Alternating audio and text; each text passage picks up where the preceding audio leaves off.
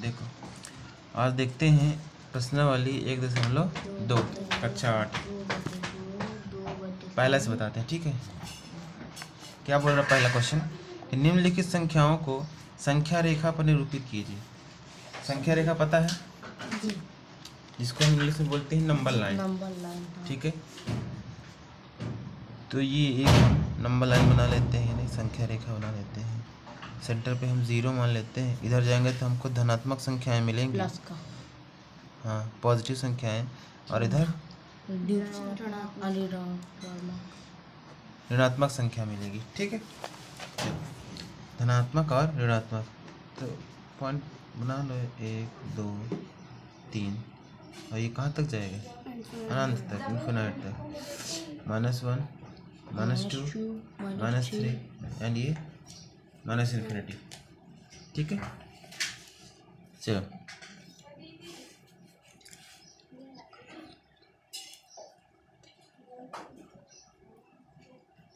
प्रश्नावली 2.1 1.2 हाँ 1.2 ना होगा 1.2। पहला क्वेश्चन है, क्या बोल रहा है, निम्नलिखित संख्याओं को संख्या रेखा निरूपित कीजिए। फर्स्ट क्वेश्चन दिया हुआ है पहला 7/4, ठीक, 7/4। तो नंबर लाइन पे ड्रॉ इसमें लोकेट करना है। तो हमको कैसे पता चलेगा कि किस संख्या के बीच में है ये 7/4? 4 और 5 के बीच, 4 और 5 के बीच में। ऐसा कैसे? इसको पहले हम डिवाइड करना पड़ेगा। यदि हम इसको डिवाइड कर दें, 4 से और डिवाइड कर दें तो 4 एक कम 4, कितना बचा 3। पॉइंट लगाओ, 0 कितना है 30 बन गया, 30 बन गया। अब 4 7 28, फिर 20, 4 5 20, ठीक है, ये आ गया, ठीक है। चलो तो 1.75 7/4 का मतलब क्या है 1.75। तो ये प्लस में है तो 1 और 2 के बीच में होगा, ठीक है। तो 1.5 मतलब होता, तो मतलब 1 और 2 के सेंटर में होता है, लेकिन 5 से ज़्यादा है, मतलब इधर से थोड़ा ज़्यादा है इधर, ठीक है। तो यहाँ पे सपोज दैट तुम्हारा ये है, ठीक है, ये तो ये तुम्हारा 1.75 यानी 7/4 है, 7/4। तो यही नंबर लाइन पे हम ड्रॉ कर दिए, ठीक। इसी प्रकार दूसरा क्वेश्चन -5/6। अब दूसरा है -5/6। अब ये माइनस में संख्या आ गई, इसका मतलब ये धनात्मक साइड नहीं, अब ये किधर जाएगा, ऋणात्मक साइड। तो इसको ही पता करने के लिए हम किस के बीच में आएगा, कौन सी संख्या है के बीच में आएगा, तो भाग दे देंगे हम। दो 5 का 6 में भाग, 6 से भाग दे दो 5 से। तो क्या करो, बाहर पहुँचे लब्धेश दशमलव लगाए तो 0 आ गया, ठीक है।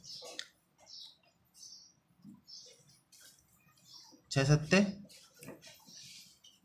42, 6 8 48, 8 बार में जाएगा ना।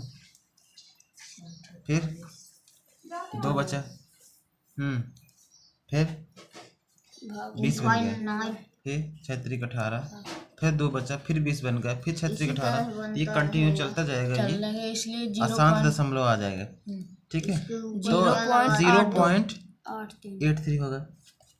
अब 0 है तो 0 और 1 के बीच में होगा कि नहीं होगा। अब माइनस में है तो इसलिए 0 और 1 के बीच में होगा, तो 8 है तो यहाँ पास आ जाएगा, ठीक है। तो ये तुम्हारा -5/6। यदि तुम सोचो कि यदि हमको पॉइंट में कोई वैल्यू लिखी है, हम यदि अंश बटे हर में कोई संख्या है तो उसको हम दशमलव में लिख लेते हैं। यदि हम दशमलव में है तो हमको अंश बटे हर के रूप में लिखना है, तो कैसे लिखेंगे, लिख सकते हैं कैसे, जैसे मान लो ये संख्या हमारे पास थी 1.75। देखो क्या कर सकते हैं, 1.75 को जैसे दशमलव हटता है तो नीचे क्या आता है, और जितनी संख्याएं होती हैं तो क्या बन जाता है 0।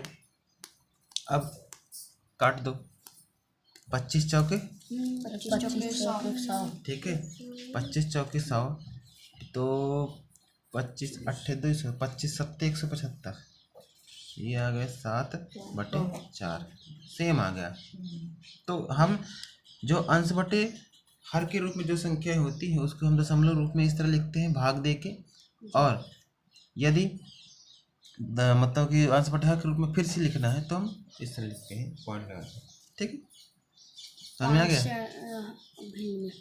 जी। चलो नेक्स्ट क्वेश्चन देखो। दूसरा क्या बोल रहा है कि माइनस का 2/11 कॉमा माइनस का 5/11 कॉमा माइनस का 9/11 को संख्या रेखा पर निरूपित कीजिए। अब ये सारी संख्याएं कैसी है, माइनस में है, तो सब किधर जाएंगी, ऋणात्मक की ओर। तो वही करना है आप लोग को। ये 11 मतलब 0 और 1 के बीच में सभी संख्याएं होंगी, 0 और 1 के बीच में। देखो हम इसको पॉइंट मान लेंगे, 20 आ जाएगा, 11, ठीक है। दूसरी क्वेश्चन है माइनस 2/11 माइनस का 5/11 माइनस 9/11। फिर से हम एक नंबर लाइन बना लेते हैं, ठीक है। तो हमको सारी संख्याएं माइनस में हमको पता है, तो माइनस के लिए हम इधर लेते हैं 0, थोड़ा इधर बढ़ा लेते हैं, ठीक है। तो माइनस का 1 माइनस का 2 माइनस का 3 माइनस का 4 ऐसे बढ़ता जाएगा, 1 2, ठीक।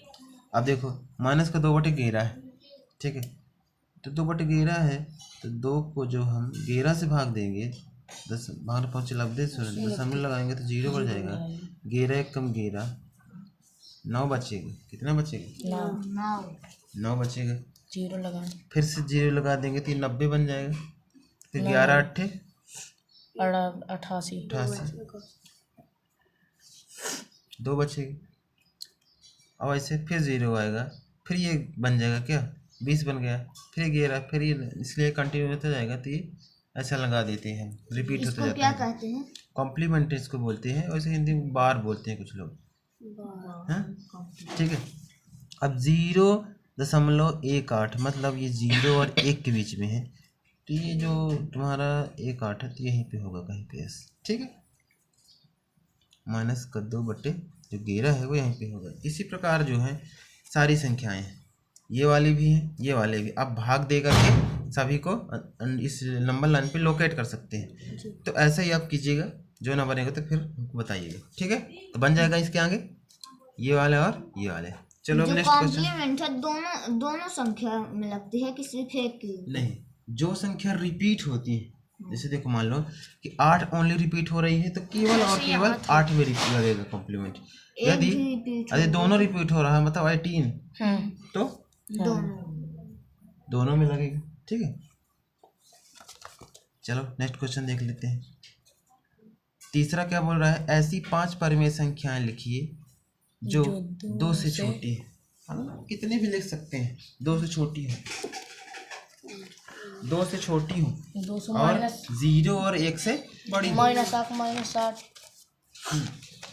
देखो अब हम इसी क्वेश्चन नंबर 3 को नंबर लाइन के थ्रू ही समझते हैं। अब देखिए मैंने फिर से एक नंबर लाइन ड्रॉ की, हमको 2 से छोटी लेनी है ना, अभी प्लस के 2, ठीक है। तो यहाँ पे हम 0 ले लेते हैं, इधर धनात्मक मिलेगा 1, इधर मिलेगा 2, ठीक है, और इधर ऋणात्मक मिलेगा, ठीक है। तो एक नंबर लाइन हमने ड्रॉ की। अब हमको 2 से छोटी 5 परिमेय संख्या निकालना है। परिमेय संख्याएं वो कहलाती हैं जो P/Q के रूप में, हाँ, जो बटे में हो, मानी P/Q के रूप में अंश और हर में हो। लेकिन जो Q है does not equal to 0। Q कभी 0 नहीं होना चाहिए, तो 0 हो गया तो वो परिमेय नहीं कहलाएंगी, वो अपरिमेय हो सकती है या फिर कुछ और, ठीक है। चलिए तो अब हम परिमेय संख्या देख लेते हैं। 0 और 1 के बीच में जैसे हमने उसे देखा था, जैसे देखिए पहले हम 0 और 1 के बीच में देख लेते हैं, ठीक है। 0 और 1 के बीच में देखो, इसकी और इसके बीच में कितने लाइन होती है, 10 लाइन होती है ना, जिसको mm बोलते हैं हम। तो 1 2 3 3 4 4 5 5 6 6 7 7 8 8 9 9 और ये 10।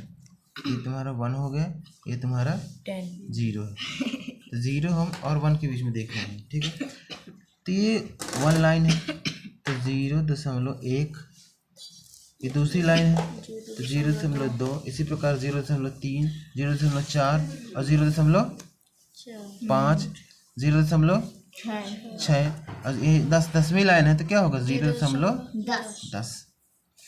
अब 0.10 हमको 5 परिमेय संख्या निकालनी है। इसी प्रकार कुछ हम निकाल लेते हैं 1 और 2 के बीच में, ठीक है। 1 और 2 1 और 2 के बीच में तो 10 लाइन इसमें भी होती है। 1 देखो 1 2 3 4 5 6 7 8 9 और ये 10, ठीक है। 1 और 2 के बीच में, तो ये 1 है तो 1.1 होगी, दूसरी है तो 1.2, 1.3, ये 1.4, ये 1.5, ये 6, ये 7, ये 8, 9 और ये 1.10। 10 है, 10वीं है ना, फिर तो 2 आ जाएगा ना आएगा ना, तो वही है ना, फिर ना 2 आएगा जब जाके। 10वीं लाइन वही है 2, ठीक है। अब देखो जैसे लिखा है 1.1, इसको हम परिमेय संख्या के रूप में लिखना है, तो कैसे लिखेंगे? 1.1 को दशमलव हटाएंगे तो क्या आएगा 1। जितनी दशमलव के बाद जितना अंक है उतने 0 लगा देते हैं, तो कितना है 11/10। तो ये 1 हो गया, ठीक है। हमको 2 से छोटी लेना है, तो ये हम नहीं ले सकते, बाकी इनमें से कोई भी ले सकते हैं। तो हमको 5 परिमेय संख्याएं चाहिए, हो तो गई। हाँ, तो कितने सारे हो गए, 0 और 1 के बीच में हो गई और ये भी हो गई। तो हमको जिस मान लीजिए 1 मिल गया 11/10, दूसरा मिल गया ये 1.2 था, तो दशमलव हटाएंगे तो 1 आएगा, जितने अंक उतने 0 होती है ना, 12/10। इसी प्रकार 13/10, 14/10, 15/10, ऐसे हमको बहुत सारे मिल जाएंगे। तो हमको 5 चाहिए, कुछ यहाँ से भी ले सकते हैं। 5/10, 5/10 होगा, जैसे यहाँ पे लिखा है 0.5, 0.5 दशमलव हटाएंगे तो 1 आएगा, उसके बाद 0, तो 5 1 5, 5 2 10 यानी 1/2 भी है, ठीक है। ये भी है, 6 भी हो, ये भी, तो ये भी क्या है 2 से छोटी है, तो ये भी हमारे पास एक परिमेय संख्या है। तो हम 5 लिख लेते हैं, लिखेंगे 5 आता है 2 से छोटी छोटी 5 परिमेय संख्या निम्न प्रकार हैं। परिमेय संख्याएं लिख देते हैं। कौन सी? पहले लिख देते हैं 1/2, ये जिसे हम निकाले हैं, फिर 11/10, फिर 12/10, फिर 13/10, कितना जो भी हमको चाहिए मन में है, 14/10, वैसे से कंटिन्यू चलते जाएगा। हमको 5 चाहिए, 1 2 3 4 5 हमको मिल गए, ये है आंसर। 14/20। हाँ, तो उसको काट भी सकते हैं ना इन सबको, तो शॉर्ट फॉर्म में आ जाएंगे। जैसे देखो ये 2 से काट दे, 2 छक्का 12, 2 पंचे 10, तो 6/5 आ गया, तब भी ये परिमेय ही कहलाएगी। 14/20 भी काट सकते हैं, 2 सत्ते 14 और 2 हम 20, तो 7/10 ये भी एक परिमेय संख्या है, जो कि अंश बटे हर में है। तो ये 2 छक्का 12, 2 पंचे 10, 5/6, तो है तो दोनों परिमेय ना।